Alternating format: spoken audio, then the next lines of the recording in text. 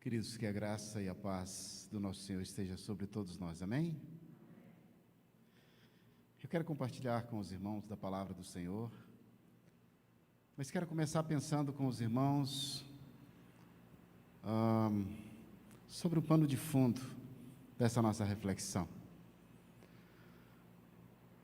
Eu penso que os irmãos sabem muito bem que nós temos sofrido no meio de uma pandemia, com um mal que tem circulado pelas casas, pelas ruas, tem levado muitas pessoas, trazido muito sofrimento e tem contaminado muitas pessoas. Hoje à tarde, enquanto eu fazia mais algumas reflexões para esta nossa conversa sobre a palavra do Senhor, num determinado momento eu precisei usar um pendrive e localizei ali um monte de fotos da viagem que os irmãos me enviaram para ir à África. E eu lembro que naquele momento nós estávamos, e eu vi alguns vídeos que nós fizemos lá também, a nossa preocupação lá, além do ciclone que tinha assolado Moçambique, centenas de mortos, mas havia cólera, e a preocupação era com a cólera. A preocupação era com as pessoas que iriam morrer em decorrência da falta de cuidados com esse outro mal. Mas eu quero falar com os irmãos nessa noite sobre um outro mal que, se nós pararmos um pouquinho e refletirmos, nós vamos nos dar conta de que ele tem afetado também as nossas famílias, as nossas igrejas, as nossas casas e todas as pessoas dos nossos governos e todas as pessoas que nós conhecemos têm sido contaminadas, marcadas. Muitas pessoas têm perdido tanta coisa por conta desse outro mal, ainda mais grave do que todos esses outros. E eu falo das falsas verdades, das meias verdades, das mentiras. Nós vivemos num momento que é contraditório, ao mesmo tempo que nunca nós vimos onde todas as pessoas podiam ter opinião e dizer o que pensavam, porque as pessoas às vezes fundamentavam nisso ou naquilo e era difícil as pessoas se levantarem e terem opinião sobre tudo. Hoje todos têm opinião sobre tudo, mas ao mesmo tempo as pessoas são agredidas, são hostilizadas por conta das suas opiniões. Todo mundo pode dizer o que quer, ainda que seja sobre a opinião do outro. Quanto à questão do coronavírus, nós temos aí a questão da esperança nesse momento com relação às vacinas, com relação aos meios que têm sido tomados para dar um basta nisso que nós estamos vivendo com tanto terror. Só no nosso país já passamos de 200 mil mortos. É assustador. Nós, às vezes, estamos um pouco anestesiados diante dessa realidade e não nos damos conta da seriedade disso. Mas mais nocivo do que isto, são aquelas coisas que a cada minuto você recebe no seu smartphone, você recebe nas suas redes sociais, as pessoas falando de um jeito ou do outro, sobre a vacina, sobre o contágio, sobre os governos, e cada um fala uma coisa, e as pessoas dizem como se fosse a última notícia, como se fosse a grande verdade, e nós ficamos confusos, nós não sabemos em quem acreditar, ou não sabemos o que fazer. E é impressionante, meus irmãos, como em todas as áreas da vida, nós vivemos um tempo de relativização. Não se pode falar de certos assuntos, porque ao falar, ainda que com fundamento sobre certas coisas, alguém vai se levantar e vai hostilizar aquela opinião, embora se diga que todos podem ter a sua própria opinião. O que há de mais grave por trás desta situação é como se pudéssemos dizer que cada um pode ter a sua verdade, como se verdade não fosse algo que tivesse que ser verificado, como algo que tivesse que ter fundamento. Diz, não, cada um tem a sua verdade, cada um tem o seu Deus, cada um tem a sua religião, cada um tem a sua moral, cada um tem a sua verdade sobre cada assunto. Eu creio, meus irmãos, que a grande vacina sobre a questão do que é verdade ou não, segundo a nossa visão cristã, é a palavra de Deus. Nós cremos, ainda que alguns, mesmo dentro da igreja, já relativizam o que está na Bíblia, mas aqueles que creem que é a palavra de Deus, e não que apenas contém a palavra de Deus, quando olham para esse livro e o abrem, creem que o Espírito de Deus nos ilumina para compreender o que aqui está escrito. E que nenhuma das histórias que aqui está registrada foi por acaso. Histórias aparentemente banais, simples, desprovidas de grande conteúdo, elas trazem ou escondem grandes significados da revelação de Deus, que foi progressiva na humanidade e nos podem guiar na contramão da grande parcela ou da maior parcela da população. Eu quero compartilhar com os irmãos hoje a história dos filhos de Noé, Sem, Cão e Jafé. Aí você poderia pensar, mas o que eu quero saber disso? O que isso acrescenta à minha vida? O pano de fundo disso é aquele momento em que, depois de peregrinar por praticamente 40 anos pelo deserto, basicamente só tinha jovens para invadir uma outra terra, onde haviam 7 nações poderosas, ricas, com exércitos poderosos, militarmente preparados, com culturas fortes. E esses jovens, por que jovens? Porque daqueles que saíram do Egito, do cativeiro, a maior parte morreu no caminho. Só sobraram Josué e Calebe. A maioria eram jovens, que só tinham ouvido falar sobre a grandiosidade do poder de Deus, sobre o eterno propósito de Deus, sobre o plano de Deus para a redenção da humanidade, sobre um povo escolhido, sobre um Messias prometido, que na plenitude dos tempos haveria de vir. Eles ouviram falar no caminho. E Moisés, servo de Deus, que foi usado para tirar o povo do Egito, inspirado pelo Espírito Santo de Deus, escreve a revelação. E ele tomou cuidado de começar a escrever sobre todas as coisas, para que pudesse dizer àqueles jovens, talvez assentados ali na planície de Moabe, que do outro lado do rio Jordão estavam aqueles povos poderosos. Havia um outro povo, uma outra terra. E se cada um tivesse a sua própria verdade, eles iriam questionar, mas Moisés, o que é isso? Essa terra já está ocupada.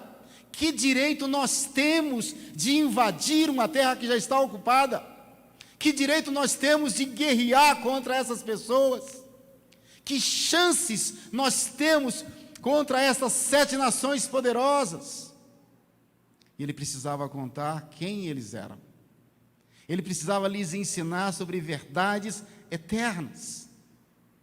E ele começou contando, primeiramente, aquela verdade absoluta: no princípio criou Deus os céus e a terra. E aqui registrou, inspirado pelo Espírito de Deus. Se Deus criou os céus e a terra, Ele é dono de tudo.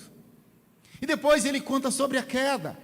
Ele conta como houve uma rebelião do homem contra Deus, e a partir desta rebelião do homem contra Deus, o homem foi expulso daquele plano original de Deus, mas houve uma promessa, que da semente da mulher haveria de vir aquele que esmagaria a cabeça da serpente. E depois vem a história de Caim e Abel, e depois Noé, e depois vem o dilúvio, porque há uma corrupção geral na humanidade. E agora Noé, os seus filhos, têm uma tarefa de começar tudo de novo, de povoar a terra. Moisés escreve sobre isso. E depois do dilúvio, depois daquele momento em que Deus coloca um arco no céu, o arco da aliança, e diz: não destruirei outra vez através de um dilúvio. Depois que eles povoaram outra vez, de certa forma, grande parte da terra, já haviam várias gerações. Aqueles filhos que são mencionados são os principais, mas já tiveram seus filhos. A população já estava crescendo, multiplicando, cumprindo parte do propósito de Deus. Alguns fatos acontecem. Às vezes nós somos tendentes a crer de que nós temos dentro de nós todos os recursos para sermos felizes. Com todo respeito, os coaches, As pessoas com uma vocação, um pensamento budista, ou de algumas outras áreas, pensam assim: você tem dentro de você todos os recursos. O ser humano é essencialmente bom.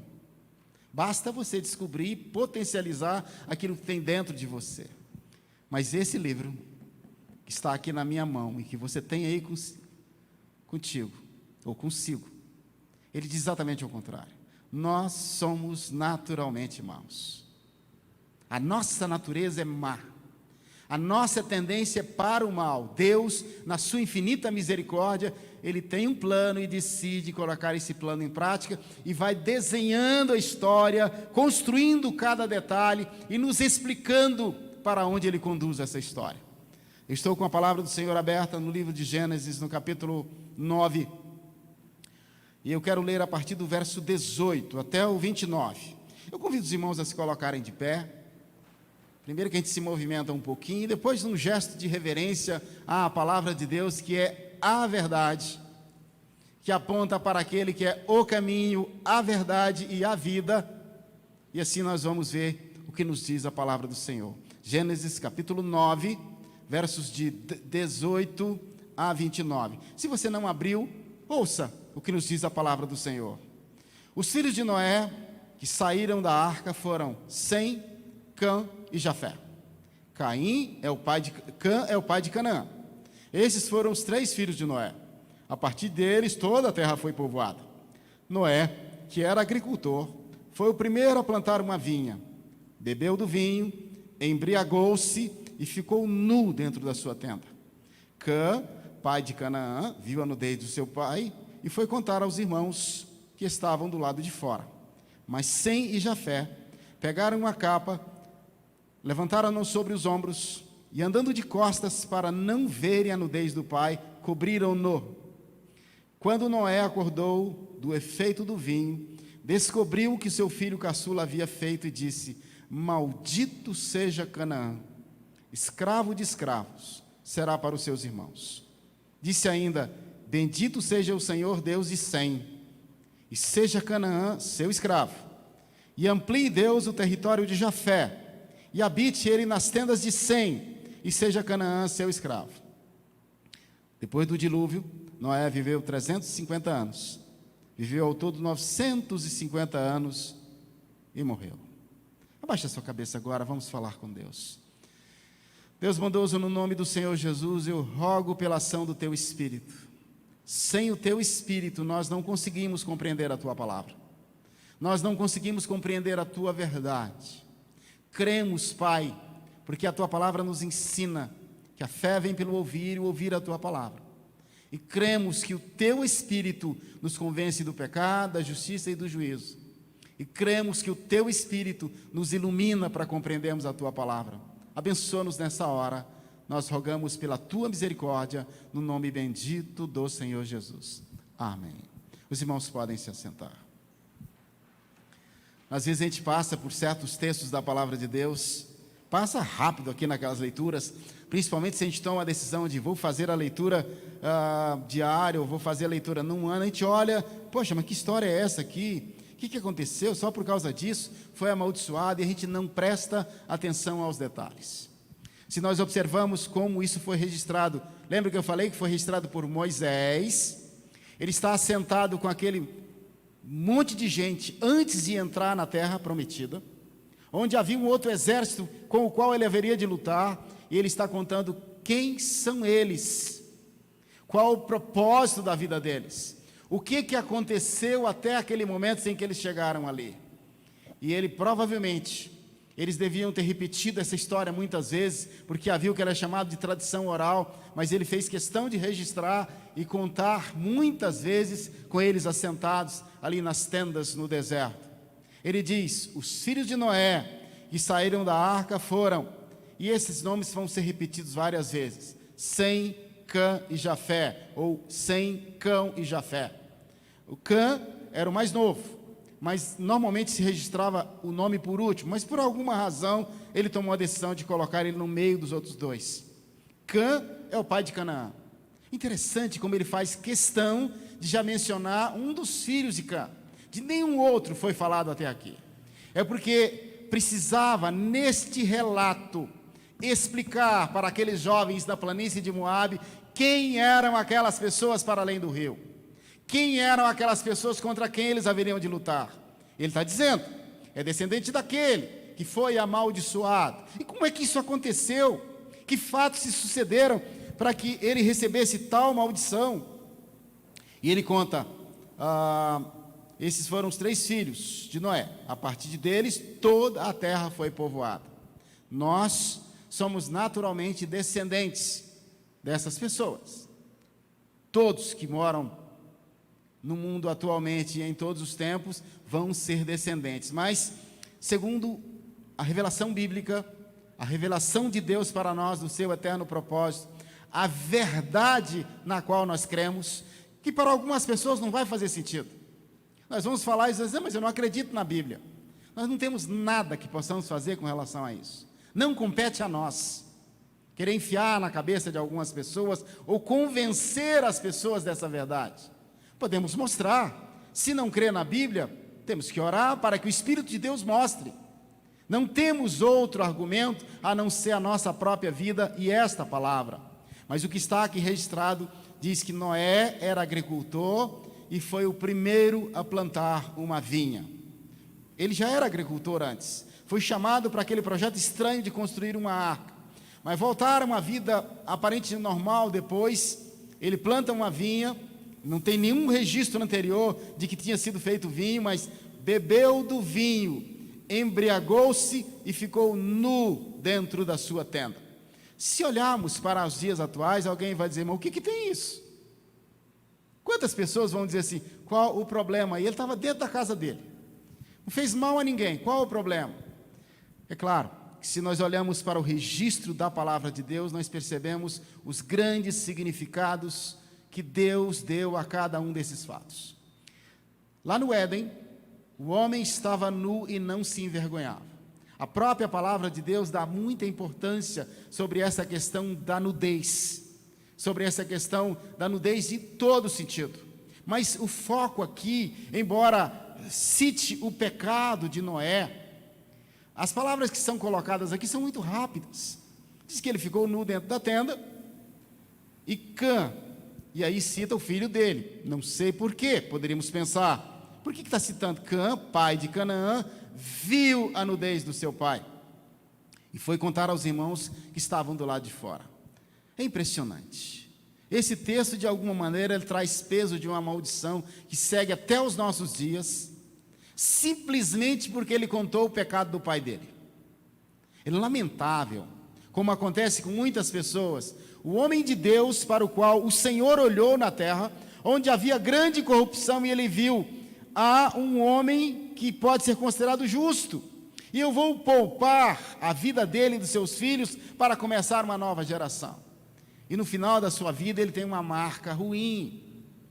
Nós poderíamos, na cabeça de alguns, imaginar que o problema dele foi a bebida, o problema dele foi a embriaguez, o problema dele foi o excesso, foi a destruição da imagem, da moral, foi a destruição da vida dele, uma marca que ele não precisava ter. Eu vi um homem de Deus, um velho homem de Deus, num sermão sobre esse assunto, ele dizia assim, eu peço a Deus que no final da minha vida eu não faça como muitos, que eu caminhe e termine a minha vida com uma marca ruim. Se ao longo da caminhada nós tropeçamos, nós pecamos, e nós conseguimos levantar, e de alguma maneira trilhar nos caminhos do Senhor, louvado seja o Senhor por isso. Mas a ênfase desse texto não está no pecado de Noé. A ênfase está no pecado do filho que não honrou o seu pai, que não honrou a autoridade. Naquele momento, se pensarmos bem, Noé era sacerdote, se pensarmos bem, Noé era juiz, Noé era rei, Noé era alguém que devia ser respeitado. Nos nossos dias, na banalização das relações, as pessoas olham para os pais e não respeitam, principalmente quando percebem que os pais estão errando. Observem, meus irmãos, no contexto do povo de Deus, há pessoas que não dão importância ao pecado da maledicência. Pensa que isso é um pecado banal. Neste texto, Noé vai amaldiçoar o seu filho para muitas gerações, porque ele não só viu o pecado, o erro do seu pai, como ele saiu para publicar nas redes sociais da época, que era para contar para os seus irmãos. Quantas pessoas que impiedosamente tocam na vida das outras pessoas e sentem um prazer mórbido de mostrar o quanto o outro é pecador. Não se imagina o quanto Deus deve ter nojo de uma situação como essa. O quanto Deus dá importância ao fato de respeitar a autoridade. Por mais insanos que sejam os nossos governantes, nós temos vivido nos últimos anos, de direita, de esquerda, de centro, de todos os lados, as pessoas desrespeitando as autoridades constituídas porque discordam das posições delas. Pessoas, autoridades sendo agredidas dentro dos aviões, nos restaurantes, porque eu discordo, eu acho que é um corrupto, e muitas vezes é, infelizmente na maioria das vezes é, mas as pessoas sentem no direito de hostilizar e às vezes de até agredir fisicamente. Percebemos aí os jogadores de futebol, num dia a torcida idolatra um jogador, no outro dia, se ele não tomar cuidado, ele é linchado, dependendo da conduta dele. Assim é o técnico. Quantos filhos olham para os seus pais e não têm a dignidade de honrá-los, de respeitá-los? Crianças aos seus professores e as pessoas de uma maneira geral. É neste contexto da autoridade, de quem deve obedecer a quem, que esse texto é registrado. E é interessante, meus irmãos, a postura daqueles outros filhos de Noé, que podíamos dizer, mas que exagero, eles podiam ter chegado, pai, que é isso? Mas naquela cultura, naquele contexto, para o propósito que está escrito nesse livro, eles colocam uma capa sobre os ombros e vão de costas para cobrir a nudez do pai. O mais importante de tudo isso é que eles não desejaram usar da fragilidade do velho pai para desonrá-lo. Eles o honraram até no seu pecado e na maior desgraça da sua vida. Autoridades dentro da igreja, quantas pessoas por discordarem desonram, falam, agridem, falam mal, e não compreendem a dimensão de todas essas coisas. Agora, aqueles jovens que estavam para entrar ali na terra prometida, eles estão escutando essas histórias e compreendendo que não podem relativizar as verdades, que não podem negligenciar a compreensão da autoridade e a compreensão da verdade de quem eles eram. Eles não podem fazer alianças com aquele povo que está do outro lado do rio, porque eles poderiam chegar lá, não é muito melhor de chegar lá, começar a fazer negócios com eles, abrir uma linha de comércio com eles, habitarmos nas nossas tendas, olha, vamos fazer uma aliança. Mas a palavra de Deus e a orientação daquele que foi escolhido por Deus, tirou o povo do Egito, peregrinou por 40 anos, e nós temos que entrar, e temos que tomar a terra. Mas Moisés, para que isso? A terra já está ocupada. Quem são esses que estão do outro lado do rio? Aí, se nós olhamos a história, nós vamos perceber que tem a ver com esse texto que aqui está. E tem a ver com os nossos dias, tem a ver com as nossas vidas, tem a ver com as nossas escolhas. E a palavra diz, bebeu do vinho, e os irmãos já ouviram essa parte, embriagou-se, ficou nu dentro da tenda. Cã, pai de Canaã, viu a nudez do pai e foi contar aos irmãos, que estavam do lado de fora. Mas Sem e Jafé pegaram a capa, levantaram-no sobre os ombros, e andando de costas para não verem a nudez do pai, cobriram-no. Quando Noé acordou do efeito do vinho, descobriu que seu filho caçula havia feito e disse, maldito seja Canaã, escravo de escravos será para os seus irmãos. É duríssimo isso, é duríssimo, mas isso cumpre um propósito de Deus para o que vai acontecer depois. Quantos vazamentos de informações, e as pessoas dizem, não, eu tenho a última notícia, e acham que são detentores da verdade sobre a vida dos outros. O grande mãe dos vazamentos das informações são as fofocas, né? Você vaza o que está sabendo do irmãozinho, vaza o que está sabendo do primo, vaza o que está sabendo do outro, e ainda diz, olha meu irmão, vamos orar porque o negócio está feio com fulano ali, e aí começa com a fofoca santa. Disse ainda, bendito seja o Deus de Sem. Se nós pudéssemos ler isso aqui nos originais, nós íamos perceber que quando ele abençoa Sem, ele usa o nome inefável de Deus, ele usa Yahvé, ele usa um nome que representa o poder absoluto de Deus, e ele está estabelecendo outra vez, da mesma maneira que seguiu uma linha de Caim, que era a linhagem da serpente, e a outra linha de Sete, e que de alguma forma foi interrompida com o dilúvio. Deus reconstrói isso e diz: maldito seja Canaã, de onde virão os cananeus, os jebuseus, os ferezeus e muitos outros que serão inimigos, que estarão para além do rio, com quem eles não deverão fazer aliança. De Sem virão os semitas, de Sem serão os portadores da grande verdade, serão os detentores da aliança com Deus, serão aqueles que vão guardar os oráculos do Senhor, para no tempo da plenitude possa vir daquele povo o descendente da mulher que esmaga a cabeça da serpente, o nosso Senhor Jesus Cristo. E dessa forma, meus irmãos, não era somente por causa daquele povo, não era um simples capricho de Deus. Deus vai desenhando a história e diz: desse povo aqui, de Sem. Percebe que o holocausto do Hitler foi antissemitismo, era para detonar, para destruir, para matar os descendentes de Sem. Toda a opressão, toda a guerra, toda a rejeição que existe aos semitas, aos judeus, tem a ver um pouco com essa história. Todos eram parentes. Naquela época que eles chegam antes do Jordão, eram parentes deles que já estavam ocupando. Mas dos descendentes de Cã ou de Canaã, vieram todos aqueles que foram inimigos do povo de Deus. Vieram os egípcios, vieram os filisteus, vieram os cananeus. Ao longo da história, os assírios. Deus vai usando essas pessoas para oprimir, para massacrar o povo de Deus, para depurar, para mostrar a eles que eles não poderiam se contaminar ou misturar com essas pessoas. Não porque aquelas pessoas eram mais más do que eles, porque todos nós somos maus, porque não há nenhum justo, nenhum sequer. Agora, nós estamos em pleno século 21. Muitos de nós têm dado ouvidos a tantas verdades.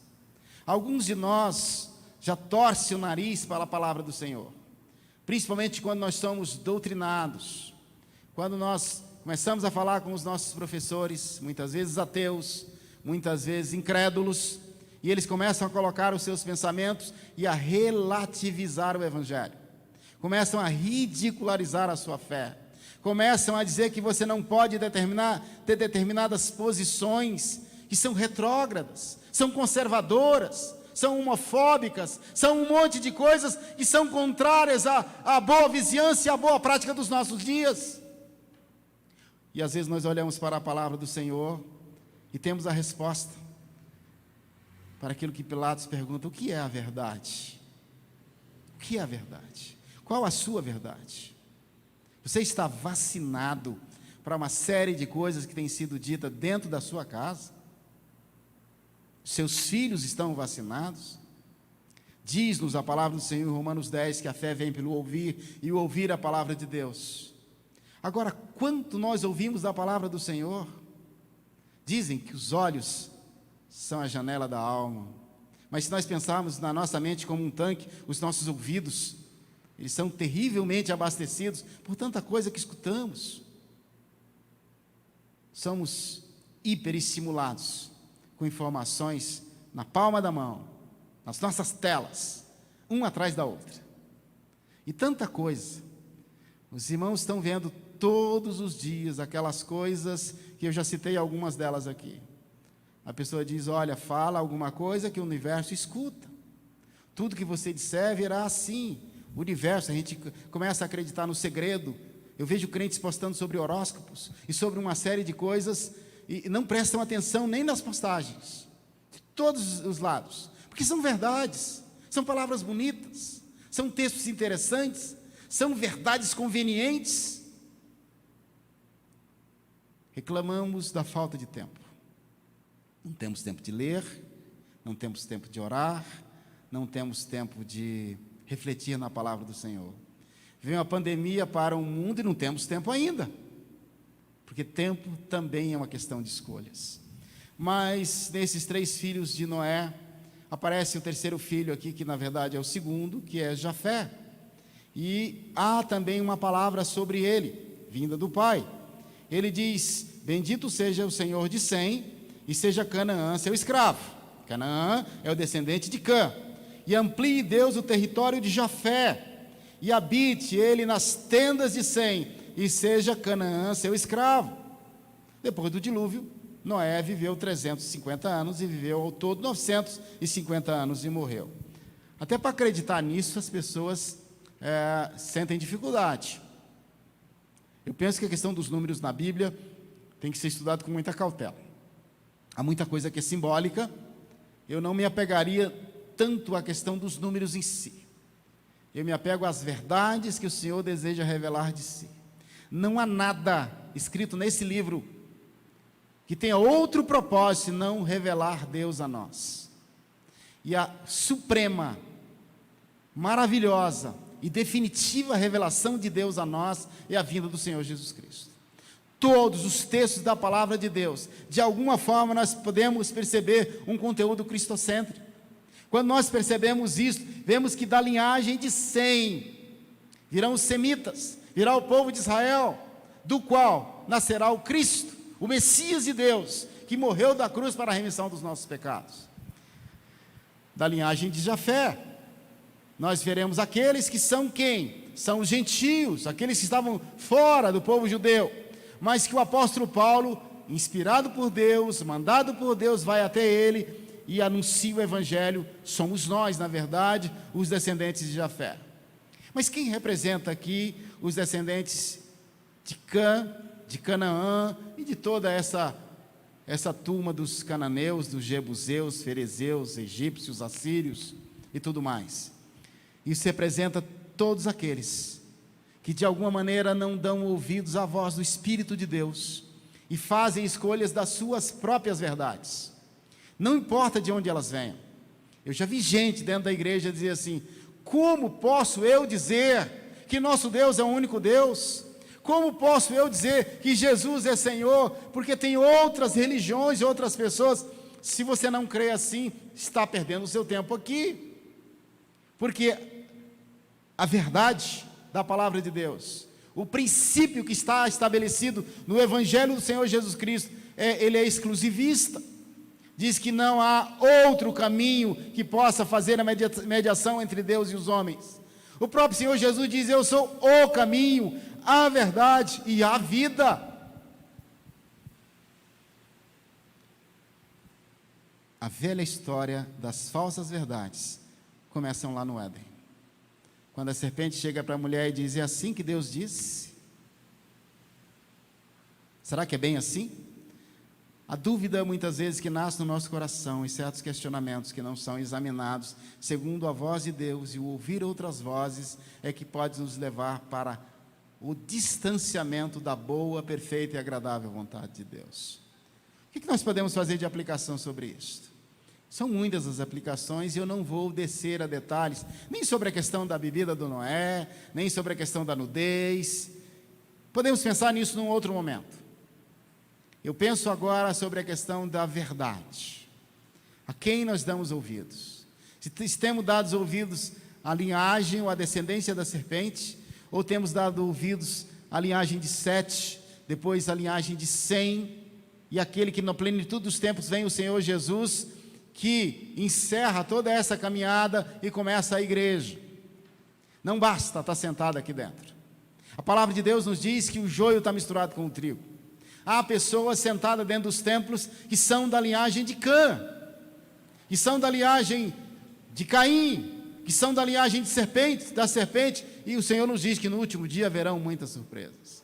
Depende a quem você está dando ouvidos. Há pessoas